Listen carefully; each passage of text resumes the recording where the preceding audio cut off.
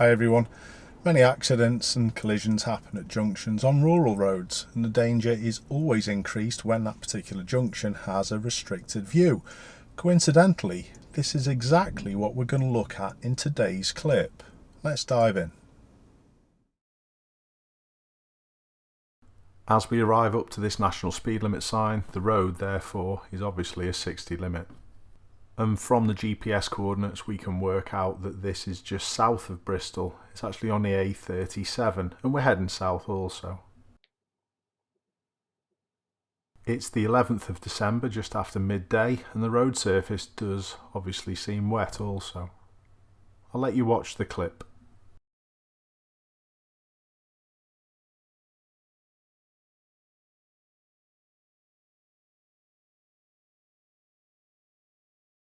Before we start, our camera didn't sustain any serious injuries with the crash, but as you can see by the pictures, his car took a bit of a hit. It was actually written off. The other driver's insurance admitted full liability for the collision. What's your first opinion on that footage? I must admit that I'm in a slightly different place now than I was when I first saw it, but as usual I'm going to explore what each party maybe could have done differently. Let's start off with the camera today. I was sent a fair bit of footage before the collision. This is actually about 90 seconds before it happens, so let's have a little look at our camera's driving leading up to this. Well, we're on a 30 limit and you can see by the speed at the bottom of the screen our camera's doing a good job.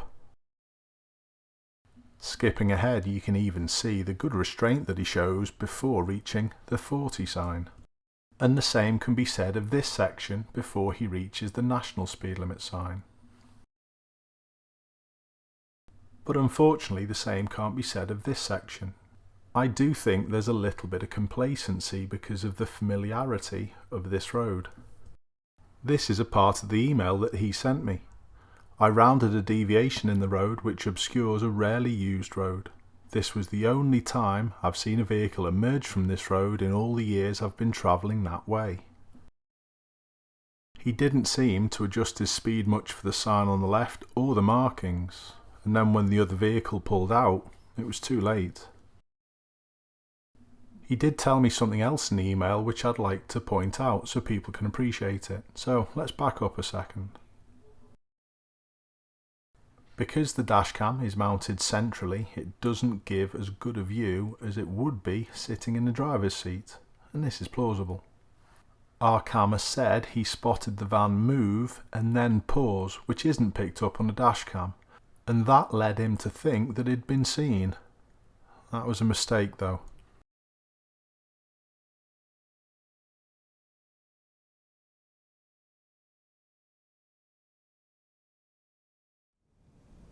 We all drive on roads that we're familiar with, and we're all guilty of occasionally letting complacency creep in. But just remember, you don't know what you can't see. Now, time for me to have a little look what the van driver could have done better. Although our camera's speed was a little quick at crucial points, it still has to be down to the van to emerge safely. And they didn't. And this frame in the clip is critical. The van is emerging from Birchwood Lane, and you can see by the angle of Birchwood Lane that you shouldn't have any problems with visibility for a right-hand drive vehicle.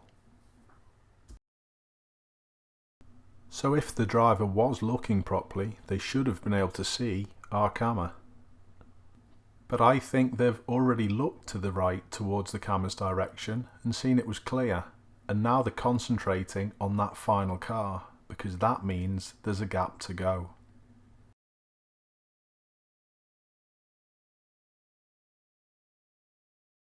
I've again paused the clip to have a little look at the view that the actual van driver could see to the left hand side.